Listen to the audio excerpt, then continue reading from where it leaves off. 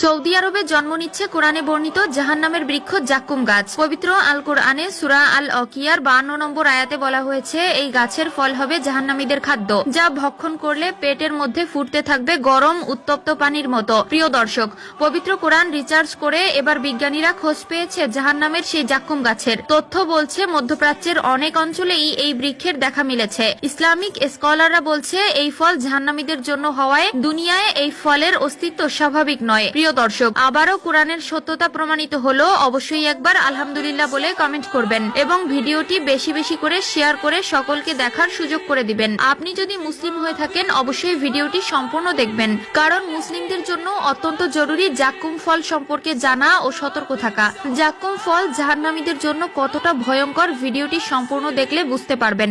জাক্কুম শব্দটি পবিত্র কোরআনে 4টি সূরায় মোট 8 বার বলা হয়েছে। সূরাগুলো হলো সূরা দুখান, সূরা আস-সাফাত, সূরা ওয়াকিয়া এবং সূরা বনি ইসরাইল। এই সূরাগুলোতে বলা হয়েছে যে কিয়ামতের দিন জাক্কুম হবে জাহান্নামীদের খাবার।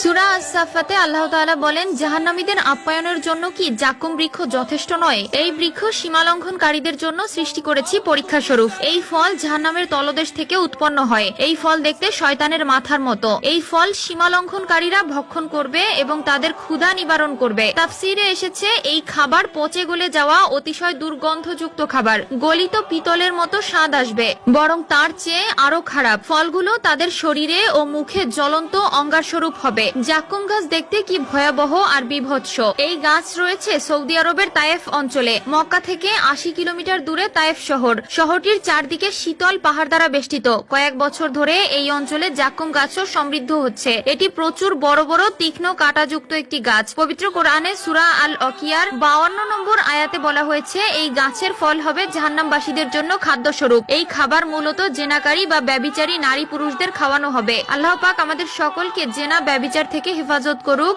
আমিন। দোজখের তলদেশে গজানো জাক্কুম তীক্ষ্ণ কাঁটাদার ও খুব শক্ত। কাফেরদের আহার করার জন্য দেওয়া হবে। ওরা যখন খেতে আরম্ভ করবে তখন গলায় ফেসে যাবে। তারা পানি চাইবে, তখন নির্দেশ হবে জাহিম, দোজখ হতে পানি পান করানোর। পানি মুখে নেওয়ার সাথে সাথে ঠোঁট জ্বলে ঝলসে যাবে এবং তা কপাল ও বক্ষে গড়াতে থাকবে। জিহ্বা বেঁকে যাবে, কণ্ঠনালী গলিত হয়ে ছিন্ন ভিন্ন হয়ে যাবে। নারী ভুঁড়িগুলো ফেটে পায়খানার পথ দিয়ে বের হবে। এই অস্থির অবস্থায় জাহান্নামের দারোগার সামনে জাহান্নামীরা আহাজারি করে বলবে, আমাদেরকে মেরে ফেলো যাতে আমরা এসব বিপদ হতে রক্ষা পাই। 1000 বছর পর ওই দারোগা জবাব দেবে, তোমরা সর্বদাই এখানে থাকবে।